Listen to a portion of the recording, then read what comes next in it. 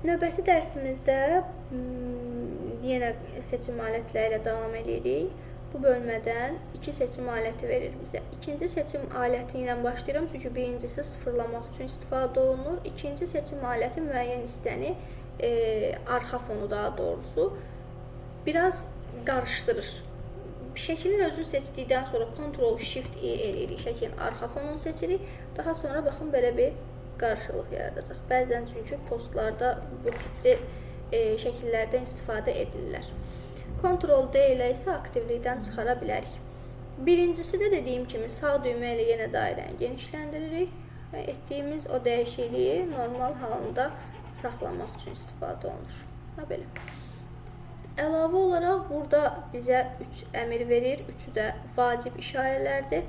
Onları izah etmək üçün isə bizə arxa fonun normal rəng tonunda olan şəkil lazımdır. Məsələn, bunun arxa fonu zaten silinib.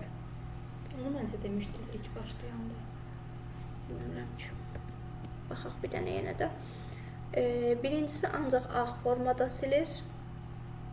Bu formada edə bilər. Hətta mən şəklinin özünü seçmişəmsə, Ctrl-Shift-E vasitəsilə yenidən arxa fonu eyni qaydada seçə bilərik. Digəri background olaraq mən hansı hissəyə doğru çəkirəmsə, birbaşa həmin hissələri təmizləyir. Sadəcə bu seçim alətindən istifadə biraz çətindir. Bir-bir təmizləmək, yəni o qədər də tövsiyə olunan deyil demək olar ki.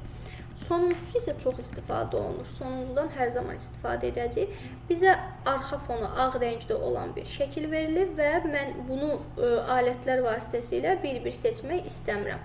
Elə olduqda daxil oluruq. Buradan sonuncunu seçib sadəcə ağ rəngdə olan hissəyə siçanın sol düyməsi ilə bir dəfə toxunuruq.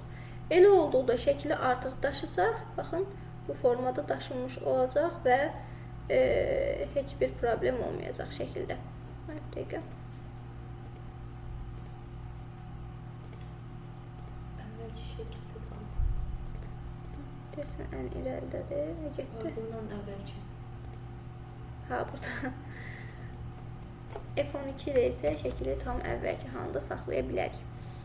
Buradan işıq effektləri veririk. Biraz kölgə formasında da etmək olur.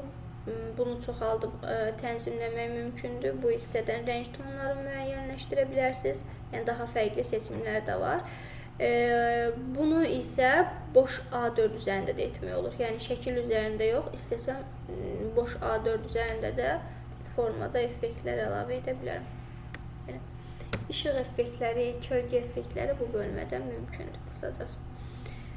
Əlavə olaraq isə buradan 3 əmr verir bizə: bulanıqlıq etmək, aydınlaşdırmaq və yenə arxa fonu rəngləmək. Deyək ki, bizdə yenə hər hansı bir şəkil var.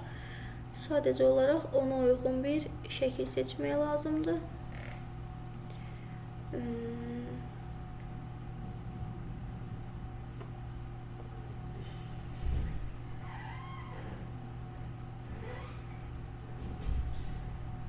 Arxa fonu qarışıq bir şəkil olsa daha yaxşı olar əslində.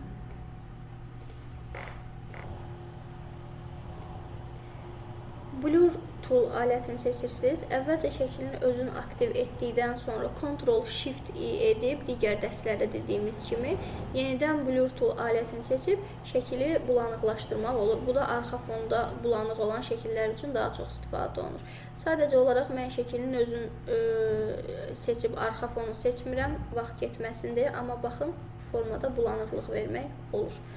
Sadəcə olaraq üzərindən tutub bulanıqlıq verirsiniz. Amma dediyim kimi Ctrl-Shift-E edib arxa fonu etsəz, o formada daha çox istifadə edəcəksiniz, daha düzgün nəticə alacaqsınız. Digəri isə şəkilə aydınlıq verir. Əgər hər hansı bir şəklimizdə bulanıqlıq varsa, şəkli biraz daha çox aydınlaşdıra bilərik. Amma daha çox etdikdə, baxın, nəticə olaraq o qədər də yaxşı bir görüntü almırıq. Müəyyən qədər edəndə isə normal nəticə almaq olur. Sonuncusu da yenə qarışdırır şəkili. Bu da yenə arxa fonu bəzən bulanıq yox, qarışıq görmək istəyiriksə, bu tipli şəkillərdə istifadə etmək olar. Bu bölmədə olan 3 işarəmiz isə üçü də effektlərdir. Şəkilə fonlar əlavə edir. Yenidən sağ düymə ilə dairə ölçüsünü müəyyənləşdirə bilərsiniz. Birinci olan işarə aydınlıq verir şəkilə. Və mən təkrar üzərindən keçdikdə ikinci, üçüncü dəfədə daha çox aydınlıqlar vermək olur. Digəri isə əksinə biraz daha fərqli bir ton verir. Tündləşdirir, bəli. Bu formada tündləşdirə bilərik. Sonuncusu isə boz rəng tonunda edəcək. Şəklin müəyyən hissələrin boz rəng tonunda edə bilərəm. Sadəcə təkrar üzərindən keçmək lazımdır. Belə.